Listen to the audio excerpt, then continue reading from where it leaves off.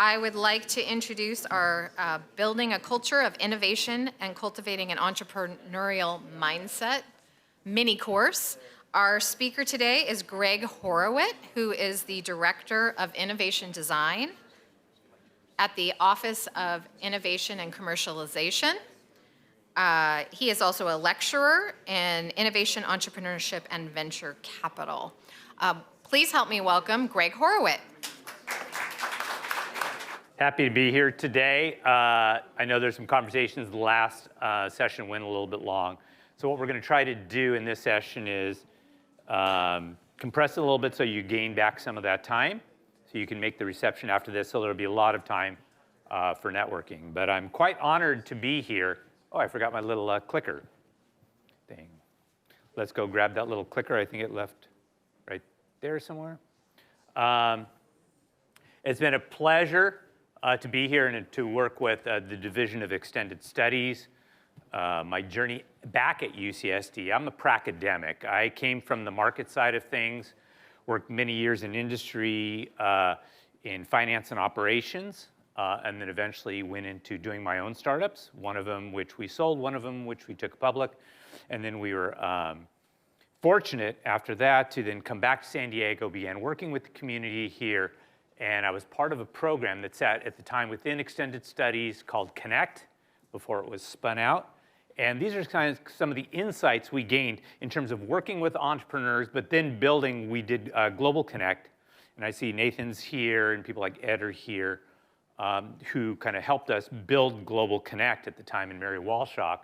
And as we went around the world working with different places and helping them build entrepreneurship support programs, we began gaining a lot of deep insights about the way entrepreneurship worked, which was completely different than what a lot of academic textbooks were capturing in terms of how entrepreneurship should be taught. And so that's why we call this the religion of innovation. It's because the insights we learned is that entrepreneurship has to go well beyond technical and business skilling, that a lot of these soft skills that we talk about, which Extended Studies is quite good at doing, are really the differentiator between the top percentile of entrepreneurs in the world. And let's see if we can get this to do its thing. So there we go. So everyone's obsessed with this term innovation. We all chase it. Every textbook that you read on business has innovation as a core theme. We try to capture the essence of it, and then we try to distill it back to the world in terms of practices that they can copy and replicate. But what we find is that we have this fetish of language, that just because we think we use words and we think we're using it correctly, that we think meaning has been actually conveyed. And what we find is that these words are used often inappropriately, whether it's innovation, entrepreneurship. And very often this term called the Red Queen in evolutionary biology takes place, which means in Alice in Wonderland, the Red Queen runs very, very quickly. She runs very, very fast. But at the end of her journey, she hasn't really gone anywhere. And that refers to that often we try to study other places that do entrepreneurship and innovation really well. We try to then big bracket those practices. We then try to replicate and emulate those practices. But then once we've done it, we find out we're relatively the same place we were before vis-a-vis our competition in other places. Yes, we moved ahead, but so has everyone else. What we really want to do here in San Diego and with the students that come in Extended Studies, we really want to take them beyond that so they can be at the forefront of what we do. And so very often, it's said that a journey of 1,000 miles begins with that single step. Well, in our case, it really begins with a single question. And that question really is, if we study innovation and entrepreneurship, and we really have everything we need to know to understand it, why is it that we still fail to do it well? Many places practice innovation. Everyone reads about it. People do have smart people and money and resources to deploy against this. But so few places disproportionately are able to do entrepreneurship and innovation well. And that's because there is this gap. And there's professors at Stanford who wrote this book called The Knowing Doing Gap. And they said just because you know how to do something doesn't mean you will actually do it well, really well. That really, there's this disconnect between what our good intentions are and our ability to actually make those happen. We all desire novelty, creativity, and innovation, but once it's presented to us and we are asked to change ourselves in order to use it, we then tend to get a little scared and pull back from it. And it's really the circuit where it's our head, our heart, our hands, and our heels. The circuit has to be completed because while it's true that part of us is intellectual and rational, there's another part of us that's very emotional and sentient. We try to make meaning of things, and we try to feel good about doing that. And until that side of us, which thinks it's the right thing to do and then feels it's the right thing to do, come together, it's really hard to kind of make this happen. So what we noticed when we went around the world kind of helping people build these entrepreneurial ecosystems is that there were really two models that were contrasting at play. The first one is one that we all know really well, which is the model of the industrial economies and systems. It was great for production systems, but they were all built on mindsets of scarcity, meaning we had very finite resources and time and money to use, and so all of our thought was about how do we use these things more efficiently and allocate them in very discrete, very productive ways because we were measured off of efficiency, productivity, profitability, all these KPIs and metrics which we are obsessed with in doing. And so we build our models that look a lot like neat little rows. We come in and we overturn nature to build these very linear systems, which we've used over and over again. In this case, we call it a farm or a plantation, or in this case, a vineyard. Because it's the most efficient way to allocate resources in a business. And we teach people the skills of how to do that. And of course, we use the same model over and over again from how we build cars to the military industrial complex. But even today, when we manufacture computer chips, we still do it exactly the same way. But more importantly, in our education systems, we try to create human capital that doesn't make mistakes, that become experts. Because if you have that expertise, you then waste the fewest number of resources, and you're rewarded for that with these KPIs. But we saw another model at play, which we thought was very interesting, but actually even more important, which were these knowledge systems or creative systems that we're doing. And instead of being built on mindsets of scarcity, they were built on mindsets of abundance. Instead of using resources and taking them literally to zero, we found that there was an infinite level of resources because just within this room, we probably have a near infinite number of ideas that we can deploy. And the more we combine and recombine those ideas, we get even more input to what we do. So rather than taking things to zero, we take them to infinity. And Matt Ridley, in his book, The Rational Optimist, really summed it up well. He said, innovation is all about ideas having sex. And really what our job is to do is to give people not only the skills, but to build these brothels of innovation, these incubators and accelerators, these programs, which can help ideas collide and come together to really do that. And we call these models, rather than plantations or farms, we call them rainforests because they're very messy. They're very unpredictable. When you look at them, you don't actually know what you're looking at or what is really, really important. And I would argue that in your rainforest, the most important thing might be the weed you're standing on. But we tend to overlook them, we neglect them, and when we do see them, we try to pull them out. And we pull them out because they look like something that, one, shouldn't be there, and two, that's using the very resources that I'm trying to protect for other things. But that very much is not only are these business models like the Googles and Twitters and all these companies that change the world look like weeds, but the people who work within these companies look like weeds. They don't look like the traditional people that we want to back. And there's a wonderful documentary called Something Ventures, which is a history of the Silicon Valley, but told through the eyes of both the entrepreneurs and the investors who backed them. And in the case study of Apple, Mike Merkala was saying, who was the original CEO of Apple, who had worked at Intel and Fairchild and had come in to be the first CEO, he said that these two people were not particularly appealing, Jobs and Wozniak. He said they were a bit crazy. He said they had trouble making eye contact. He said they smelled bad, and they were quite arrogant. Now, this does not look like the success of what we often look like to do, and that's why I love this quote. It is because very often entrepreneurs are seen as crazy and weird people who don't fit in, precisely because you can't hear the same music that you don't see their vision of what they're doing. And so we have to have empathy for that. And remember at the beginning I said that very often we use this language thinking that we really understand it? Well, the paradox of innovation is that innovation can truly only be measured in hindsight. because innovation has to be accepted and imitated and duplicated by the markets before it is really determined to be innovative. Early on, all it really is creative invention or novel, interesting things that we do. And every time we're presented with innovation initially, we tend to overlook it, we tend to reject it, we tend to tell ourselves we don't need it, that we already have things in our lives that are satisfying it, which is the invention of the telephone, or even air flight, which became space flight, and that even the way we manufacture computers, people keep telling us when you present it to the experts of the time, we tend to reject it as innovative because we don't understand that. And so this is an interesting quote from Nicholas Klein, that really every truth will pass through these phases, that initially when entrepreneur and innovation is presented to us, we will ignore it, then we'll make fun of it, and then eventually we'll accept it as being evident. Today, we can't think of our lives without ride sharing and what we're doing, and yet it's still very much a portion of our life. And this is a map of the late 1400s. It's the Borgia map. But what was interesting about these maps is around the edges of the map, there used to be a Latin inscription that said Hic sunt draconis, basically here be dragons. In fact, even today, a lot of gamers who code for their games, they actually put that language into their code.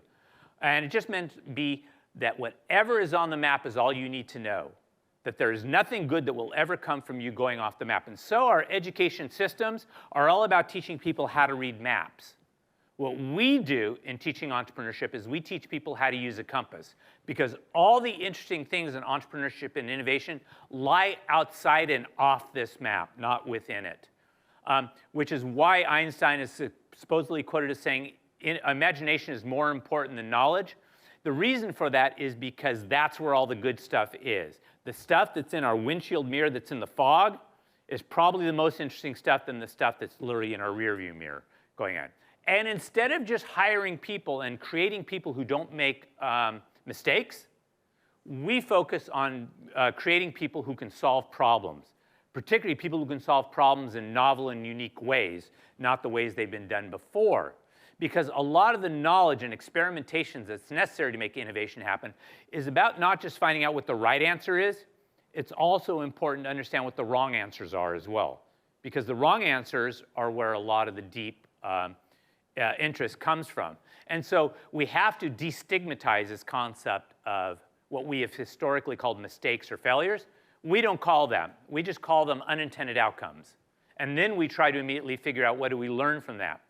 And so the first rule of innovation is you absolutely cannot make it happen. You cannot force it into existence. You can't put people in a room and say, innovate.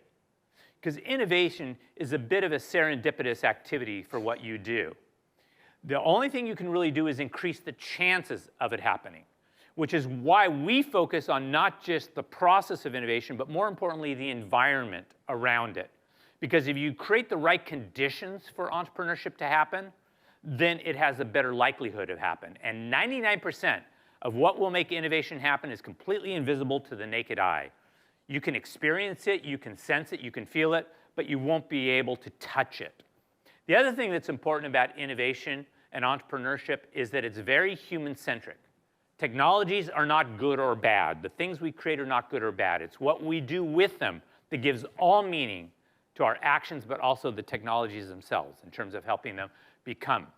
So this next thing is one of our insights that we have, is that often when we try to solve a problem, we try to ask ourselves, what is the outcome we're trying to achieve, and what is the action necessary to make that happen? And that's where we focus on what is that action. We want more startups, therefore we probably need to build more incubators and more educational programs, maybe even create more funding for them. We have to do that. But that's not enough, because there is a cycle that you have to have an observation of something, you have to then take your intentions and then put it into action around it, and that really, that all of our actions are informed by our attitudes, our motivations, our feelings, but more importantly, our beliefs. What we believe is really going to be indicative of what we will be able to achieve on a consistent basis, and this is really where we want to focus. So as you remember, the title of this was The Religion of Innovation. The reason we use that term loosely is because what we have found is that when we work with people, if you believe something, I don't have to keep reminding you that you believe it. But if you don't believe something, no matter how much evidence I give you, you will never believe that. We see this playing out in everything from our national politics to just how we relate to one another in our communities. The big insight we found is that places like the Silicon Valley are not just geography. They're an actual entire belief system. And that's why places that do innovation and entrepreneurship well go well beyond the mechanical processes and technical skillings and business expertise. Those exist all around the world. But the places that do disproportionately think and feel about things differently.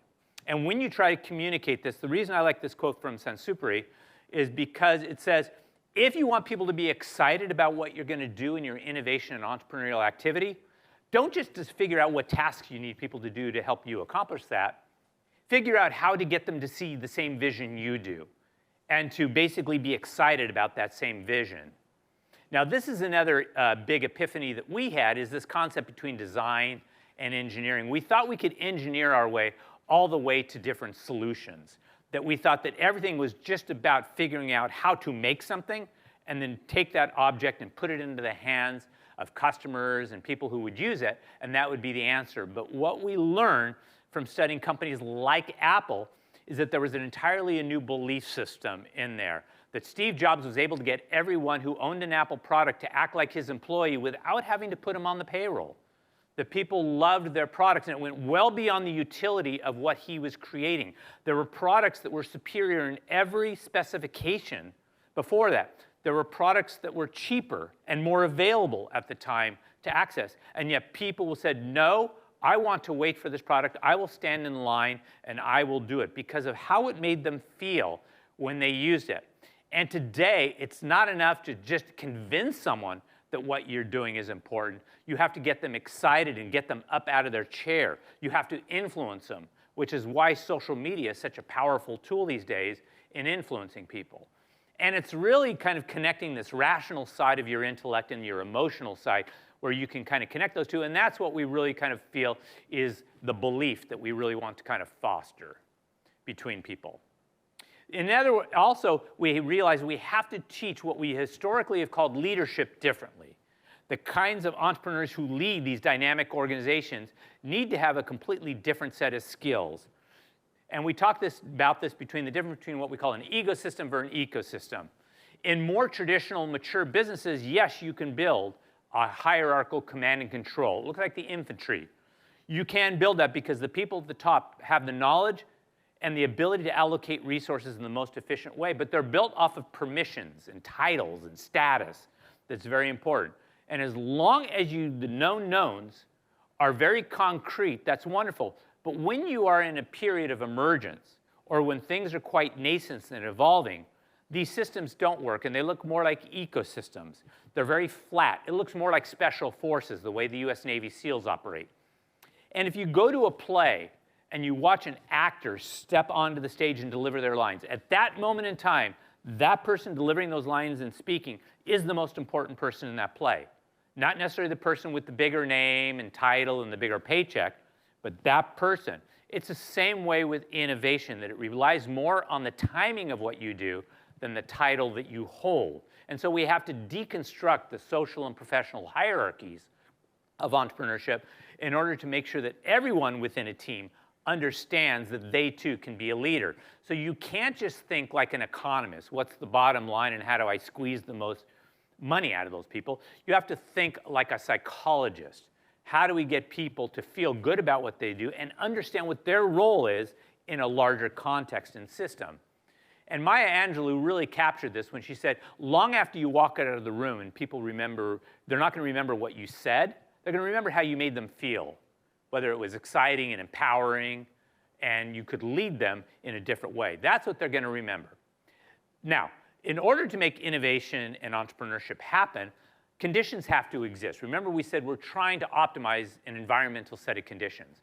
Well, the first one is ambiguity and discomfort, because it's only when things are not clear and when we're uncomfortable we're willing to get up out of our seats and talk to other people and go into the world and explore new ways of doing things. Otherwise, we just sit in our chairs and keep doing things the same way over and over again. And by taking ourselves out of our comfort zones, That's where all the cool stuff happens. And that's what we have to do. We can't just let people sit in a chair, listen to lectures, give them the same education and skilling that they've had. We've got to take them out of their comfort zone because that's where all the good learning has. And by the way, in entrepreneurship, very often the impact you're able to generate is directly proportional to the number of people you're going to irritate, annoy, and torment along the way.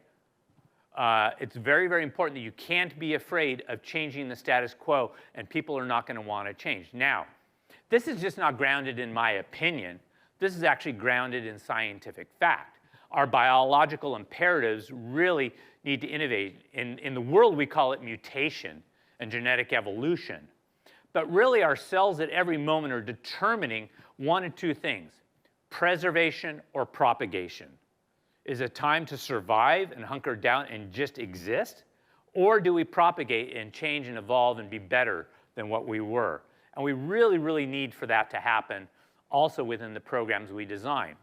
Now, what Kahneman and Tversky found in their work, their Nobel Prize-winning work of behavioral psychology and behavioral economics, they found that human beings perceive loss twice as intensely as the same amount of gain.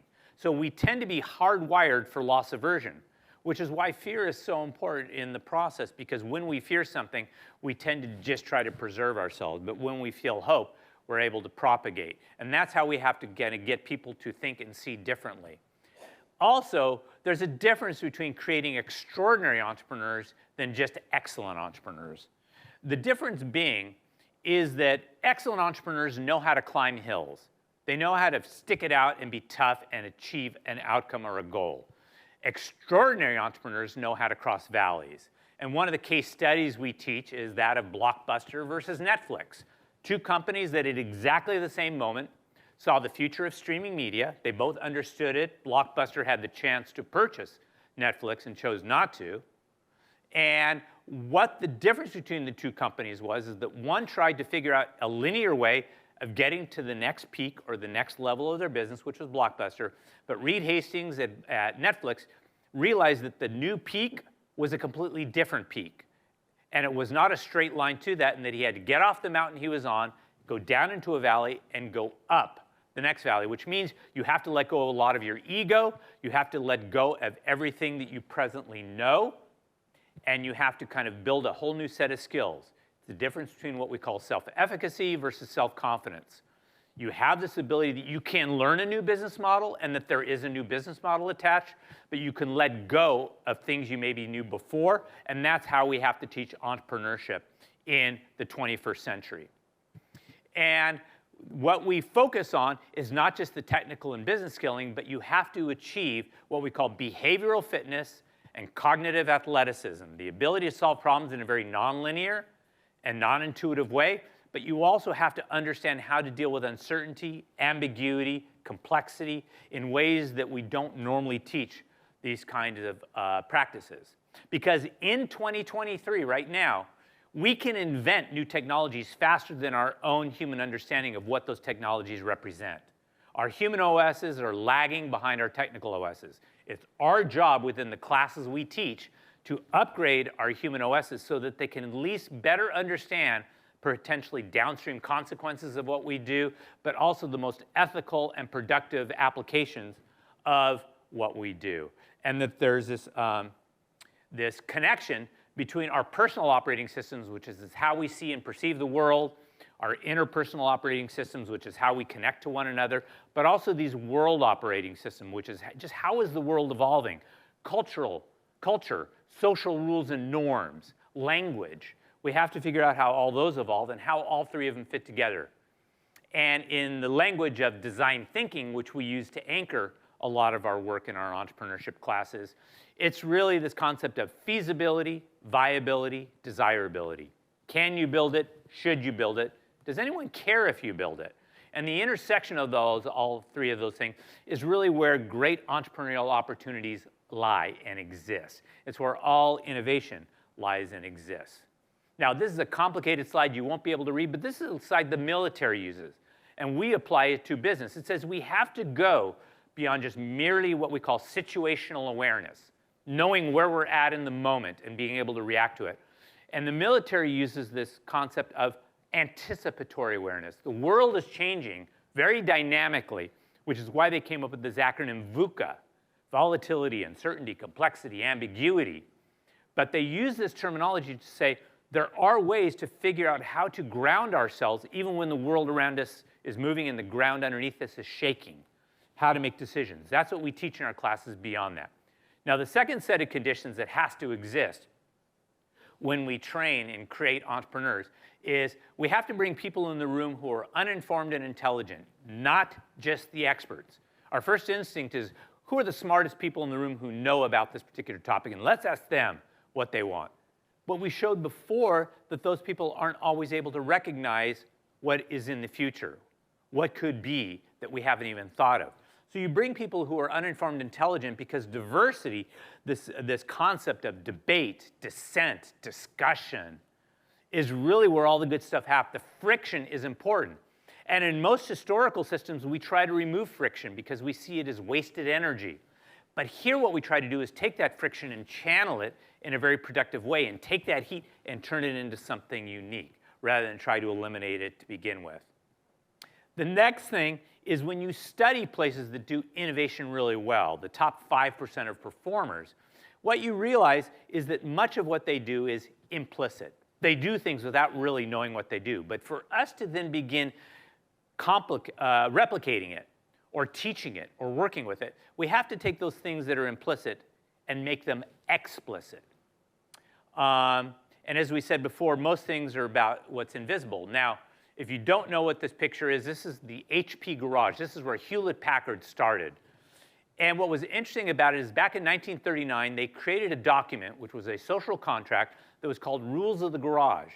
It was not a mission statement. It was not a vision statement. It just said, we see the world differently. And if you agree with the way we see the world and our set of values, we invite you to come and work with us. Because it'll say things like, bureaucracy, no politics, those are ridiculous in the garage. Keep the tools unlocked.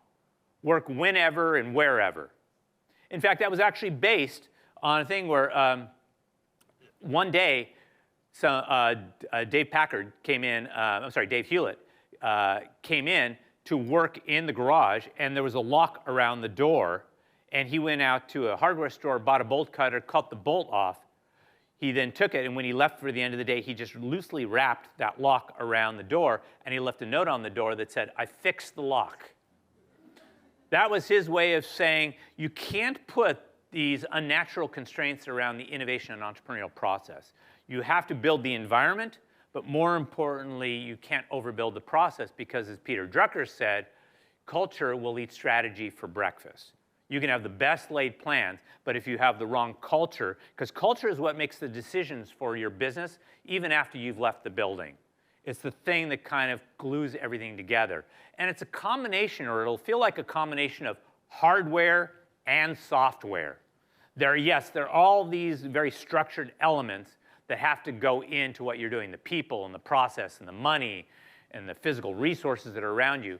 But there's also the soft stuff, and you have to pay as much attention to the soft skills of what you're teaching than you are to the hard skills. Because the soft skills are what differentiates the top 5% of performers in the market. Technical and business skilling is now the minimum standard to be competitive in the world. If you want to go, you have to build this behavioral fitness. Because where we exist on the line is that when I worked in a more mature set of businesses and finance and operations, everything we did was based on evidence-based decision-making. We had lots of information. We put things in spreadsheets and algorithms, and we were able to produce an outcome and then act on that outcome. But when you work with startups and when you work in a space of high emergence, you're making a lot of faith-based investments, including your time and your relationships, your knowledge, who you're going to work with. And that takes a different set of skills, but more importantly, it takes a different set of tools to do that. Because you won't know about everything is going to happen. And rather than focusing on what is highly predictable and highly probable, we focus on what is possible and what is plausible.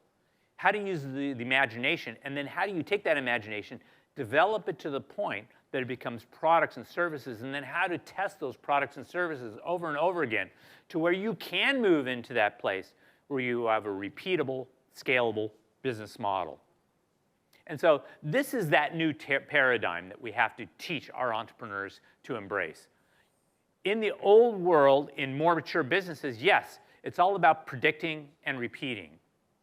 When I worked in my previous companies, I was rewarded for having good pattern recognition, for wasting the fewest number of resources, for allocating capital in a very efficient and timely manner. But this new model is teaching students how to learn and adapt to their surroundings and new information. And in Clay Christensen's book, The Innovator's Dilemma, he asked, why is it that small, innovative companies often are able to displace large incumbent companies that have been around and have all the resources to outcompete these smaller companies? And the key insight that he had from that was that small companies always start out as inferior substitutions for what they're about to replace, but they end up evolving and rapidly learning so quickly that they evolve fast enough to where the incumbents can't keep up with them. And eventually they displace them because they create a superior model which renders the old models obsolete. And so you can see on the left, we need to teach students how to then move to the right. Instead of just eliminating risk or forgetting risk, is trying to figure out how do we understand risk? How do we manage it, mitigate it, allocate it, think of risk in a very different way? How do we not worry so much about failing and putting the stigma on failing, but how can we think to go beyond the failing and seeing it as there's new knowledge in there that we need to learn? And how do we go from being just institution-centric mechanisms to human-centric mechanisms, that people are at the center of all good things that happen, not the institutions they represent. So that's what we really want to do, and we call these kind of rainforests. Now, these are the kind of principles or the rules of what we call rainforests. One is that you have to encourage people to break the rules and dream. And very often we see this contrary to what we try to teach them, is comply to the rules and do your job in an excellent way. We try to teach people how to reimagine the future in a way that others haven't reimagined it before, and not so much to think outside the box, but to realize that often the box doesn't exist. That's an artificial constraint we've put onto them. You have to trust and be trustworthy. The primary currency we find in our networks is trust. It's what gets exchanged long before money exchanges hands. I trust that you will help me out, but I don't have any proof. Again, it's one of those faith-based investments we do, but eventually it does get repaid for what we do. And there's a wonderful article written by Paul Graham, who started Y Combinator, called Cities and Their Ambitions. And he said, you know, it was very clear when I started out my journey. He started in Boston, and he said, if you sit in a coffee shop and listen to the conversations around you, it's very clear that what everyone is telling you around you, you should be a lot smarter. Because the primary currency they trade in Boston, he found out, was intellect. What university you're attached to, what papers you've published, what research dollars you've brought in, and that is a power currency. But he said, when I moved to New York, it was completely different. No one cared how smart you were. They wanted to know how much money you had. And they said that was the power currency. And then in Washington, D.C., he said, no, it's not about how much money you have, it's how much influence do you hold. And then when he went to LA, the power currency is how famous are you? But then in the Silicon Valley, it was really about how much impact do you generate? And these people were not the smartest, the most money, the most influential. And so every community, every town, every ecosystem has a power currency. And it's important to understand what that power currency is, because everything else gets traded. And very often, entrepreneurs, when they walk in a room, the only thing they're holding is an exciting narrative. Their narrative is a form of capital. They talk about a future that we haven't even thought of or experienced. And they say it in such a convincing way that we then part with our dollars, or we open up doors, or we take meetings with them in ways that we exchange that for some of our capital. And that's the way these entrepreneurial ecosystems work. And that's how we have to teach entrepreneurship differently. We teach them exactly how to do it. And that's part of this pay it forward. And not forgetting, and this is just a shameless plug, that there's a number of places now around the world that are building these rainforest innovation centers based on these constructs of how we need to reteach entrepreneurship and innovation in unique ways. This is at the University of New Mexico, but Canada has several of them up in Canada, We have others in the United States, in New York and other places. And then in Europe, they're building these things. And what I want to say in conclusion before we get to the Q&A is that really it's this kind of fight going on all the time between trying to keep entropy at check and trying to keep order in place, but also the chaos that causes things to evolve. And it's our job to teach people how to be a little bit more chaotic within that very structured and ordered system. Because we don't need to make everyone an entrepreneur, we just need to make those few people who can change the world entrepreneurs. And yes, it's true that when we teach our Essentials of Entrepreneurship class, which we do in partnership with DES, what's really important about the class is that there's very much three kinds of people we want to target for our class. Those people who see themselves as entrepreneurs and want to explore if they can be one of these people we've just been talking about. The second type of people are people who said, I'm not so much an entrepreneur, but I'd love to work inside an entrepreneurial organization. I'd love to work in a dynamic, growth-oriented entrepreneurial organization, and I want to learn how I can deal with all that, as you said, ambiguity and uncertainty and all these kind of dynamic elements and still be able to make decisions inside that. And the third type of people we embrace inside of our class are people who said, I work inside of an institutional organization. It may be a university, it may be a legacy kind of company, and I want to figure out how to bring a more entrepreneurial mindset to the organization in a way that we can actually practice it. It's not enough just to get people to think differently. You also want to get them to act differently inside of it.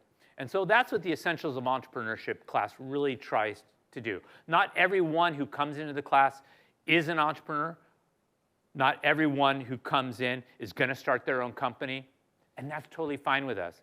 And our classes open up not just to students, it's open up to the community, it's open up to staff members of the university. In fact, a large number of staff members who have actually come in from UCSD to take the class have gone into other programmatic roles inside the university. The goal of Pradeep Khosla, our chancellor, is to really make entrepreneurship accessible to the 40,000+ students, but more importantly, all the staff, faculty, researchers, and community members as well.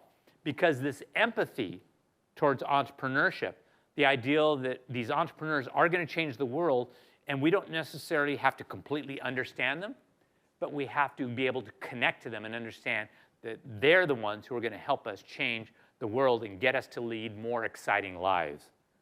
So with that, I'll say thank you very much. And if you have questions, I think we still have a few minutes to be able to answer questions. Just raise your hand and I'll bring you the mic.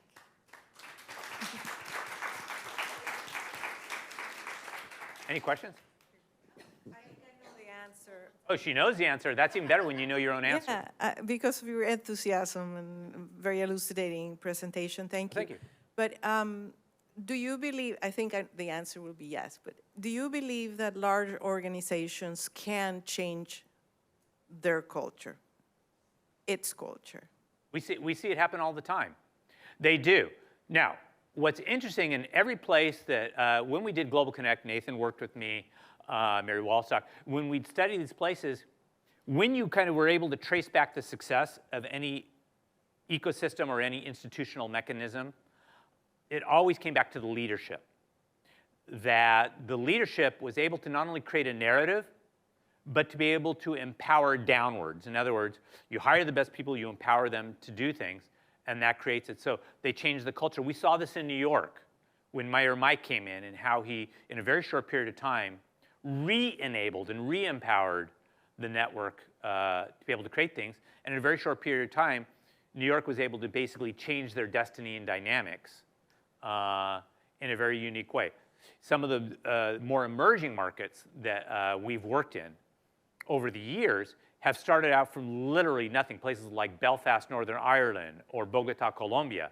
And today, the quickness and the efficiency in which they've risen and been able to kind of change the entire dynamics is staggering, where they have been responsible for changing the actual GDP outcome of a country based on this. So the answer is absolutely yes. Thank you. The other comment I wanted to make, in town, I see a lot of innovation has become this kind of catchy word, and everyone wants to use it, and there are a lot of buildings, a lot of places. But I don't see sort of a a unifier or a communicating how this will affect the community, or a nurturing of who goes into these places, and is the right culture going to be created so that innovation can occur, this right mixing type of thing? How do you see it? Well, again, I'm of a couple of minds there. One is innovation, when it's first presented, is a bit like a virus, and we have an antibody response to it.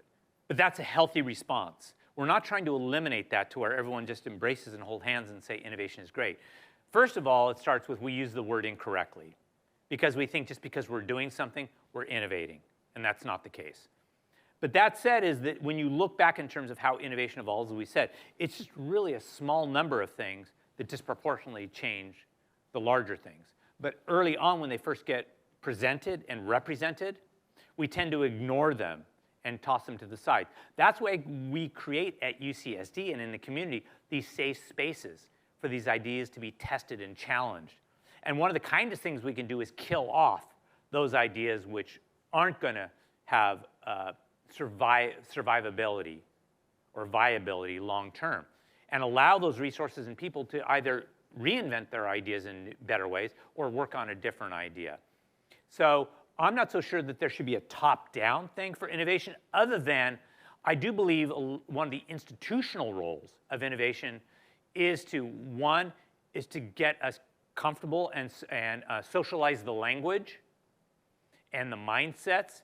Because what we find with entrepreneurship is it becomes a life skill. Everything we're teaching is more of a life skill than it is necessarily a technical and business skill. Learning how to negotiate, learning how to deal with uncertainty and ambiguity, learning how to tell stories is a basic human skill. It's a life skill. It goes well beyond starting a company. It'll help you if you've got a project to present to your boss. It'll change how you present to a spouse or a loved one or your children in things. It'll change how you view the world, that instead of walking through the world where everything is a problem and an obstacle, you now begin spotting opportunities where you're at, and you can share those opportunities. It'll change the way you work together in groups, where you're going to realize I'm not necessarily the smartest person in this conversation, even though I have the biggest title and paycheck. Just those insights are enough to begin changing an entire community. And so by socializing these activities as a general skill as opposed to a very specific skill, and taking away the word innovation entrepreneurship from thinking you have to start a company or you have to invent a product, and just saying this is really about a new set of behaviors and beliefs that will change how I do everything about what we're doing. And in the Office of Innovation and Commercialization, that's where we focus a lot of our attention, because our chancellor wants to see these ideas and these behaviors propagated throughout the community, not just in the business school or engineering school or medical school. He wants to see these things propagated to where we just almost take them for granted in some ways. Thanks for that excellent presentation. The question I had is maybe about some of the potential pitfalls of belief-based innovations. I'm thinking about maybe examples like Theranos or like FTX, right, have been the news. So it would seem like in those examples, you might, from the outside, see it as like if you work like in venture capital, right? Those seem to like tick all the boxes in a way, right? You have like, you know, founders which look like weeds, right? But those may be, you know, you have other examples where, you know, other founders which look like weeds turn out not to be weeds, right? So the question is it possible in terms of education, you know, it might just be in terms of like ethics, right? But, you know, it's like, how do you deal with those potential pitfalls? So in terms of how you deal, one is better education up front. So you talked about this word ethics, which is a very squishy word. Right. So it's about, you know, social mechanisms that can call BS on a lot of stuff. So a number of my colleagues who were investors looked at Theranos as an example early on and said, there's something not right here. The other thing is you could just look at the optics and say, wow, if you look at their boards and all their advisors, none of them have expertise in life sciences. That's a warning signal or red flag. One of the things we teach in our classes is how to spot the signals and how to build better pattern libraries so that when you see things, how you can recognize what it is. When, for instance, the week we teach financing your startup, we not only teach it from what do you as an entrepreneur need to understand, but we flip the script and we say, we're going to let you look through the lens of the investor and how an investor is going to look at you. What are the questions they're going to ask you? What are they going to be asking you? And what do you need to present to do? And the reason we did that is so you can understand where the red flags exist. And so there were a lot of red flags. Now, several people tried to ignore them because Elizabeth Holmes was a social staple of that part of the Silicon Valley. She was a neighbor of Tim Draper's and other people in the valley. And so she came with some capital, some social capital behind her, and people were willing to overlook some of the stuff in exchange for that. That will happen. There's no way to prevent 100% of it. Luckily, we had a system that eventually was able to, figure it out and re-justify it, and that happens less than you might imagine. Thank you. I wish it never happened, but it does happen. It's the nature of breaking the rules, and doing it, or creating novel things that no one's ever heard of. And basically, the reason a lot of their own board members and advisors didn't understand it, because she was doing something and presenting it in such a way that no one had an ability to challenge because they had no pattern recognition or paradigm in which to challenge it. Thanks. Maybe one more question? Oh, Ed's got a question. You've really studied from Boston to San Francisco and all these different ecosystems. What's your perception since you've been nested in San Diego about how we have evolved to be innovators? Do you see us changing over for the last 10 years and where we're going? What's your assessment of our ecosystem or innovation quotient? That's an excellent question. I get that asked all the time because people said, one of the first questions people ask is, how can we be more like Silicon Valley? And I said, stop worrying about them. The reason is because everyone's got unique genetics. Every region has unique genetics. Their genetics let them be one thing. So what do our genetics tell us? We love work-life balance. We want to work hard enough to where we can be successful, but we also want enough time to where we can spend it with family and go surf and spend time outdoors. Whereas that's not the same destiny of my colleagues in the Valley. And so our meme, our trope, is that work-life balance. So I've seen us evolve quite a bit over the years. Innovation Day last week at Petco Park, we had over 3,500 people attend that celebrated innovation, and that's something we didn't do a few years ago. So through the work of Connect and UCSD and other kind of wonderful community people, we're certainly evolving. But where I think we could do even better is that very often, because we're such a tight-knit community, and our geography allows for a lot of serendipitous collisions over and over again, there can be a bit of an echo chamber here where we begin talking to one another over and over again and reinforcing that narrative. We call it drinking the Kool-Aid, which is wonderful for morale.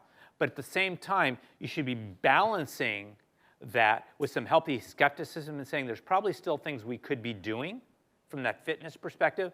We should be listening to more voices from outside the region on maybe, because we often study best practice, which is always in the rearview mirror. But the most exciting stuff is novel and emergent practice, things that haven't been codified in books or lectures. We should be studying that and having that coming in and saying, are there interesting ideas outside that we should be listening to? And we should be more proactive in doing that. Well, thank you very, very much. Hopefully the rest of your day is great, and I'll be available if you guys have any questions. Thank you so much, Greg.